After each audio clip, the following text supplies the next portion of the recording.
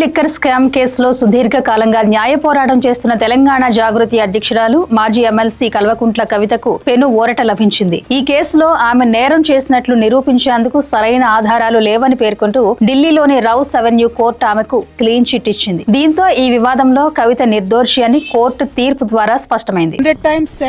That we have nothing to do with this case. This is a politically motivated case. As a part of political vendetta, this case has been put on the opposition parties, and I am thankful to the judiciary. They have upheld our faith in the judiciary of this country, and today judiciary has cut through this entire web of lies. They have seen right through it, and very transparently judiciary today has upheld our beliefs, and we are very, very, very thankful to the judiciary. And once again I want to say, through the difficult times, many of Jagruti Karyakartas came to Delhi. The poorest of the poor Karyakartas stood with me. My family stood with me. My kids have become more and more stronger with a greater resolve for me to serve the public, and I'm very, very thankful to everybody who stood by me in that difficult situation. Once again I want to say only one thing, that this was a web of lies, and the judiciary has cut right through it with this.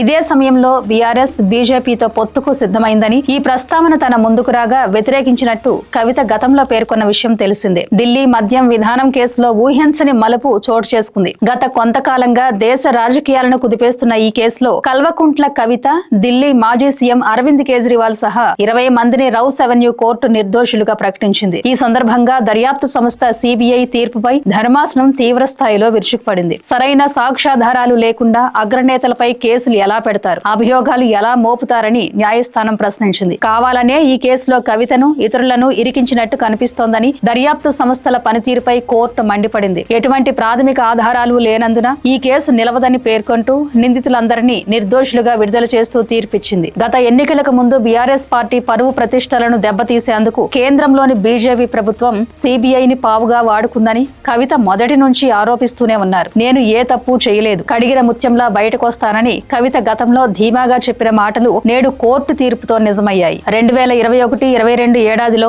Delhi ప్రభుత్వం కొత్త మద్యం పాలసీని తేగా ఇందులో అక్రమాలు జరిగాయని 2022 జులైలో Delhi lieutenant governor V K Saxena మొత్తం వ్యవహారంపై సిబిఐ విచారణకు ఆదేశించారు. మరోవైపు లైసెన్స్ ఫీజు మాఫీ చేయడం వల్ల ప్రభుత్వ ఖజానాకు 100 కోట్ల నష్టం వాటిల్లిందని, మద్యం వ్యాపారులకు మేలు చేసేలా పాలసీని రూపొందించారని అప్పటి ఢిల్లీ చీఫ్ సెక్రటరీ నివేదిక కూడా ఇచ్చారు. ఈ వ్యవహారంలో సౌత్ గ్రూప్ నుంచి కవిత హస్తం ఉందని, ఆప్ పార్టీకి ముడుపులు అందడంలో ఆమె ఇన్వాల్వ్మెంట్ ఉందని సిబిఐ అభియోగాలు మోపింది. కాగా ఇదంతా కేంద్రంలోని బీజేపీ కావాలనే తనపై తప్పుడు కేసులు బనాయించిందని ఆమె ఆరోపించారు. నాటి నుంచి ఆమె బీజేపీని టార్గెట్ చేశారు. తాజాగా ఈ కేసులో కవితకు ఊరట లభించగా ఆమె రాజకీయంగా బీజేపీని శత్రువుగా చూస్తుందా లేదా అనేది ఇప్పుడు $1 మిలియన్ ప్రశ్నగా మారింది. ఎందుకంటే బీఆర్ఎస్ పార్టీ గత ఎన్నికల్లో ఓడిపోవడానికి ఢిల్లీ లిక్కర్ స్కామ్ కూడా ఓ కారణమని ప్రచారం జరిగింది. ఎన్నికల ముందు కవిత లిక్కర్ స్కామ్ కు పాల్పడిందని, బీఆర్ఎస్ అవినీతికి అదో పరాకాష్ఠని కాంగ్రెస్ బీజేపీ పార్టీలు పెద్ద ఎత్తున ప్రచారం చేశాయి. లిక్కర్ స్కామ్ లో చెల్లె అంతగా అవినీతికి పాల్పడితే తండ్రి కొడుకులు అంతకుమించి అవినీతికి పాల్పడ్డారని పార్టీలు ఆరోపించాయి. ఈ క్రమంలోనే కేసీఆర్ బీజేపీలో